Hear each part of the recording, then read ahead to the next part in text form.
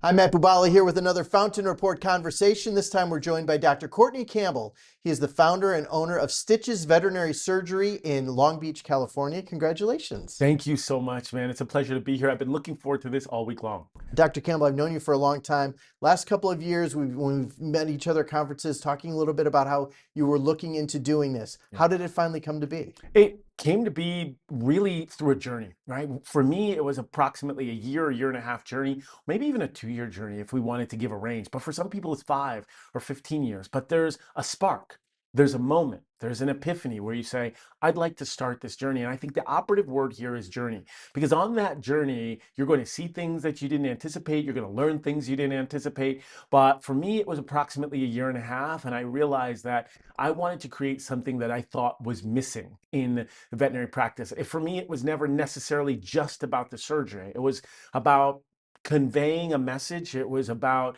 communicating to families in a way that I thought could be more individualized, more personal. And I thought that we could respond to changing clinical dynamics in a much more nimble way, in a much more rapid response way, versus on the corporate side, that there's a lot of standardization for scalability. So I think we certainly have some advantages there.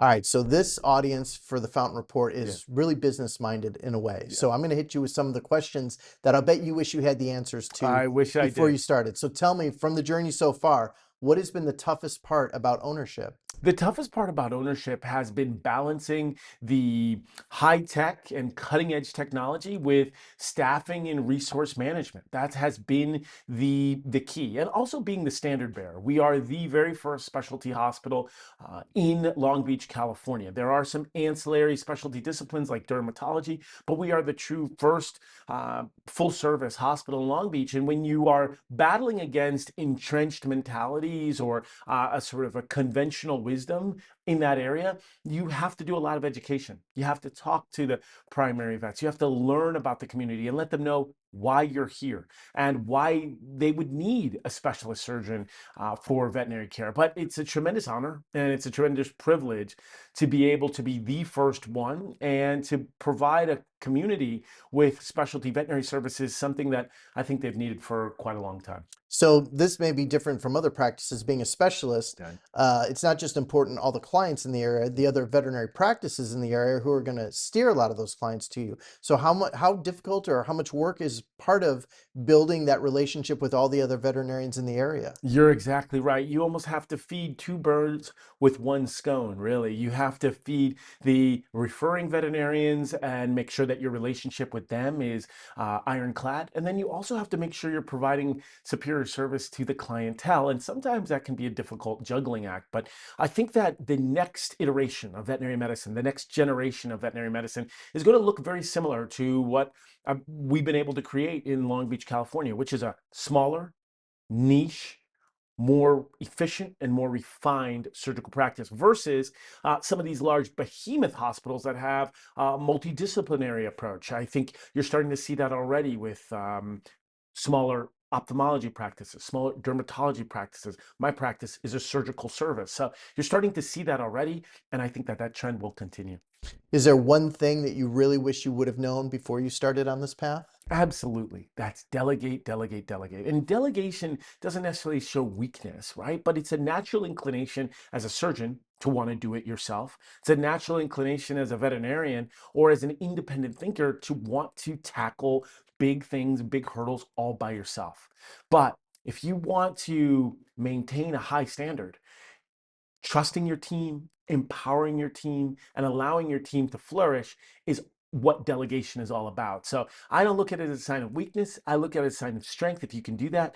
And I wish I did that a lot more before I started. As an owner, there's a lot of people that want to get FaceTime with you, Mhm. whether that's reps for the big distributors or individuals from big companies that want you using their products.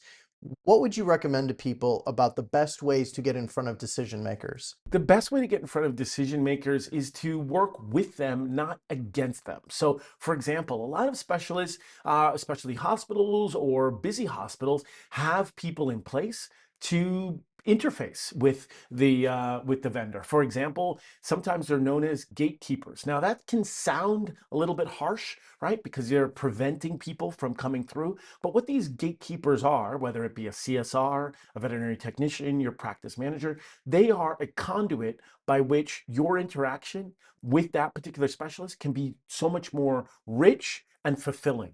If, for example, you work against them, which is what I call extemporaneous visits or guerrilla style visits, where you just impromptu visits where you show up at the practice without any warning, now your interaction is not going to be fulfilling because it's going to be abbreviated, truncated, cut short, hurried. None of that you want. You want a nice, fulfilling experience where everybody's relaxed. And the best way to do that is work with the gatekeepers, let them know who you are, why you're there, and schedule within the framework that you have. Dr. Courtney Campbell, thank you so much for being with us. It's been a pleasure. Thank you. That's another Fountain Report Conversation. I'm Matt Bubala. Please join us again next time.